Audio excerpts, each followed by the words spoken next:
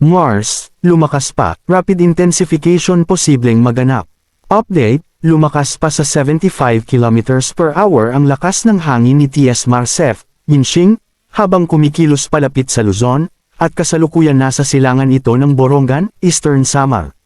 Posibleng magkaroon ng rapid intensification o mabilis na paglakas ang nasabing bagyo at maaaring tumama sa Cagayan o Babuyan sa Biyernes, kaya't posibleng magtaas ng Signal Number 4.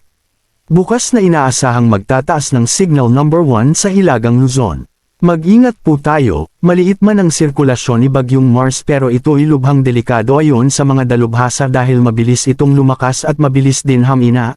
Asahan ang maulap na call upon sa malaking bahagi ng Southern Luzon na magpapaulan sa hapon at gabi dahil na rin sa mga localized thunderstorm, laging magdala ng panangga sa ulan kapag aalis ng bahay.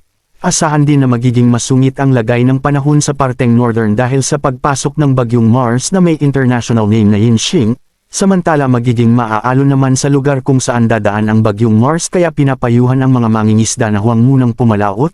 Paghandaan ang Bagyong Mars lalo na sa parteng Northern Luzon kung saan ito direktang tatama, mag-charge ng gadget at ihanda ang pangunahing pangangailangan tulad ng pagkain, tubig, at medical kit. Kung may abiso ang lokal na pamahalaan na lumikas gawin ito agad.